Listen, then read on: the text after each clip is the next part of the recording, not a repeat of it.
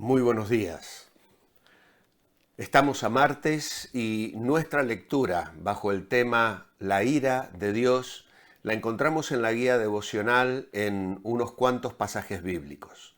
El primero de ellos en Romanos capítulo 2 y el versículo 5, donde la palabra de Dios dice: pero por la dureza y obstinación de tu corazón, vas acumulando ira contra ti mismo para el día de la ira, cuando Dios revelará su justo juicio.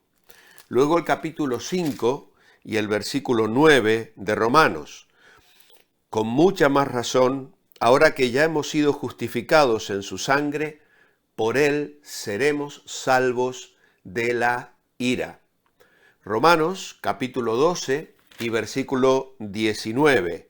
Dice: no os venguéis vosotros mismos, amados míos, mejor dad lugar a la ira de Dios, porque escrito está: mía es la venganza, yo pagaré, dice el Señor. Y finalmente, una cita en Marcos, capítulo 9, versículo 47 y 48. Y si tu ojo te es ocasión de caer, sácatelo, porque mejor te es entrar con un ojo en el reino de Dios que ser arrojado con los dos a la gehenna, donde el gusano de los que allí caen no muere y el fuego nunca se apaga. Ayer dijimos que la ira de Dios es su repulsión contra el mal, su decidido descontento con el pecado y con los pecadores. Ayer recibía una pregunta acerca de si Dios aborrece el pecado, pero ama al pecador. Vamos a ir viendo a lo largo de esta semana que hay declaraciones bíblicas donde se declara el aborrecimiento de Dios para con los que hacen maldades, para con los pecadores. Es cierto que dice la Biblia: de tal manera amó Dios al mundo, que ha dado a su Hijo unigénito, para que todo aquel que en él cree no se pierda, mas tenga vida eterna. En ese sentido, la humanidad es receptora del amor de Dios, de la misericordia de Dios, que sigue en su gracia haciendo salir su sol sobre buenos y malos y haciendo llover sobre justos e injustos. Pero cuando vamos al aspecto personal e individual, la Biblia declara enfáticamente que Dios aborrece al pecador. Y en ese sentido, a veces hemos caído en generalidades y hemos aprendido conceptos antibíblicos que los hemos asumido con mucha facilidad, y con tristeza tenemos que decirlo y tenemos que rectificarlo. Dios ama y quiere salvar a los pecadores, mas Dios muestra su amor para con nosotros en que, siendo aún pecadores, Cristo murió por nosotros. Pero Dios aborrece al pecador voluntario que rechaza el mensaje del Evangelio y que en una obstinada incredulidad se maneja en su vida a su antojo. No es objeto del amor de Dios en el sentido de que solemos atribuirle. Así que la ira de Dios es su repulsión contra el mal, su decidido descontento con el pecado y con los pecadores. En nuestra guía devocional tenemos como pregunta: ¿cómo se evidencia la ira de Dios? Es posible que a alguno de nosotros nos parezca que el concepto de la ira de Dios es indigno en él de algún modo. ¿Cómo vamos a hablar de la ira de Dios? Bueno, tal vez sea porque la ira nos sugiere una pérdida del dominio propio. Es decir, una explosión incontrolable que consiste en ver todo rojo, lo cual es en parte, si no totalmente, algo irracional. Y esto lo atribuimos a la ira que experimentamos nosotros. A otros les sugiere un ataque de impotencia o de orgullo herido, o de mal humor liso y llano y arguyen que está mal atribuir a Dios semejantes actitudes. Pero la respuesta está clara. Claro que estaría mal, pero la Biblia no nos pide que lo hagamos. Por lo general esto resulta en una confusión en cuanto al lenguaje antropomórfico de las Escrituras, es decir, la costumbre de describir las actitudes y afectos de Dios en términos que se emplean para hablar sobre los hombres. A esto se le llama también la humanización de Dios. Le atribuimos a Dios cosas y emociones que experimentamos nosotros, que hemos sido creados a su imagen. Como los hombres fuimos creados a la imagen de Dios, nuestro carácter y personalidad se parecen más al ser de Dios que a ninguna otra cosa creada. Pero cuando la Escritura se refiere a Dios antropomórficamente, en ese sentido humanado, no está queriendo decir que las limitaciones e imperfecciones que responden a nuestras características personales, a criaturas que somos pecadoras, se correspondan también con las cualidades relacionadas a nuestro Creador santo y perfecto. Es más, la Biblia da por sentado que esto no es así. Por ejemplo, el amor de Dios, como se refleja en la Biblia, jamás lo conduce a cometer acciones necias, impulsivas o inmorales, como ocurre con el amor humano, que lamentablemente con frecuencia nos lleva a estas cosas. De este modo, la ira de Dios en la Biblia jamás es algo caprichoso, desenfrenado, producto de la irritabilidad o moralmente indigno, como suele serlo con frecuencia, lamentablemente, la ira humana. Todo lo contrario, constituye una reacción objetiva y moral, correcta y necesaria para con la maldad. Dios se enoja cuando corresponde enojarse. Incluso entre los hombres existe lo que se denomina la ira justa, aunque probablemente sea bastante rara. Pero toda la indignación que Dios manifiesta es justa. ¿Acaso sería un Dios bueno el que encontrara tanto placer en la ira como en la bondad? ¿Acaso sería moralmente perfecto un Dios que no reaccionara en forma adversa ante el mal en el propio mundo que Él creó, que le pertenece? Obviamente que no.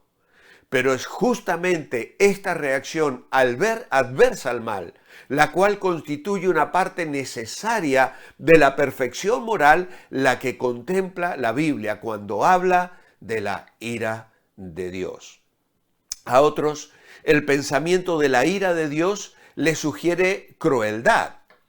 Piensan quizás en el sermón que en 1741 Jonathan Edwards predicó en el pueblo de Enfield, en Nueva Inglaterra, Estados Unidos, titulado Pecadores en las manos de un Dios airado.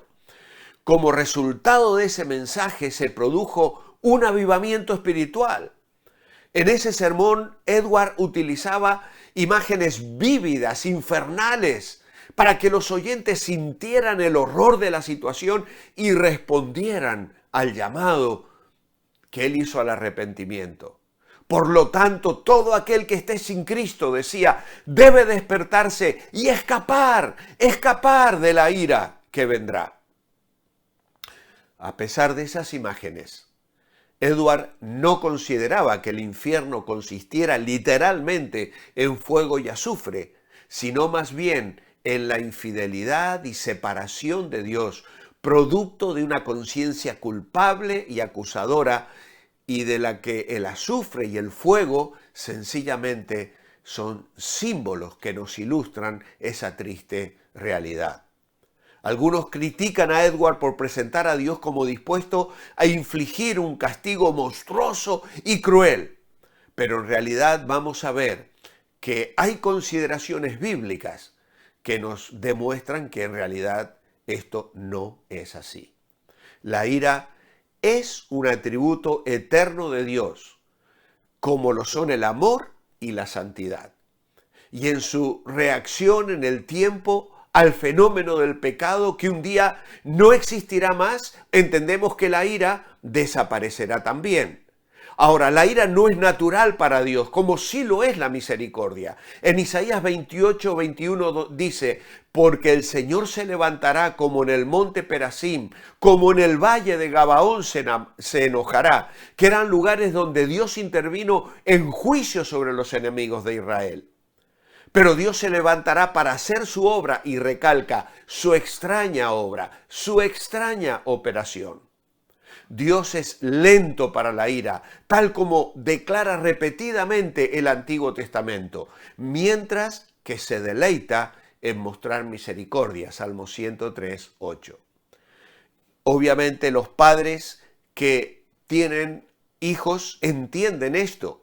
Cuando nos enfadamos y tenemos que ejercer disciplina, a veces lo hacemos desde el dolor, pero entendiendo que es para su bien.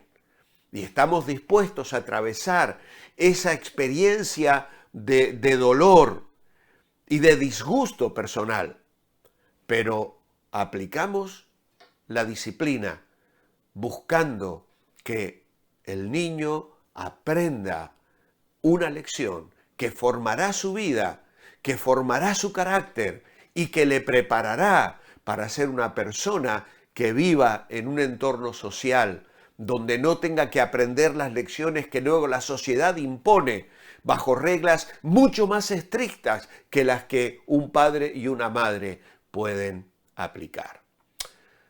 Es cierto, quizá la ira de Dios podríamos decir que no va a ser eterna. ¿Por qué? Porque un día el pecado no existirá más. Y ya Dios no tendrá que expresar ni demostrar su ira, aunque la ira forma parte del carácter de Dios. ¿Qué va a ser aquel día, amados hermanos? Nos cuesta imaginar lo que va a ser vivir en un ambiente donde ya no exista el pecado. Dice Pablo, cosas que ojo no vio, ni oído oyó, son las que Dios ha preparado para los que le aman. Y realmente mi imaginación se queda muy corta cuando intento pensar y dibujar en mi mente lo que va a ser una eternidad con Dios y con la iglesia y con mis amados hermanos, pero sin pecado, sin nada que traiga enojo. Ya no habrá llanto, ya no habrá dolor, ya no habrá indignación, ya no habrá ofensa, ya no habrá necesidad de perdonar ni pedir perdón. Vamos a vivir en plena perfección, en la presencia de Dios, adorándole, sirviéndole, ocupados en trabajos y en una vida productiva en la presencia de Dios. Como dice el Salmo 16, en tu presencia hay plenitud de gozo, delicias a tu diestra para siempre. Oh, queridos hermanos, que el Señor nos bendiga y que frente a la dureza de este tema que trae estas sensaciones a nuestro corazón sobre la ira de Dios, lejos de desanimarnos, nos haga partícipes de un gozo profundo al saber lo que vamos a experimentar con este Dios que en su ira va a juzgar el pecado, va a llamar ante su tribunal a poderosos que hoy dirigen guerras, a personas que en medio de esas guerras sacan todo lo malo para pisotear, violar, robar y hacer el daño a personas inocentes. El pecado va a ser juzgado, Satanás va a ser echado a un lago de fuego y la justicia brotará para gloria de Dios y bendición de su pueblo. Amado Padre, gracias por darte a conocer y mostrarte con esas características personales que podemos comprender. Sabemos que tú eres perfecto y santo y que no reaccionas como nosotros lo hacemos. Gracias por manifestar tu gracia y deseo profundo de salvarnos para ti. Cuánto nos amas. Te adoramos hoy. En tu nombre. Amén. Que el Señor les bendiga. Os espero mañana. Manteneos bendecibles.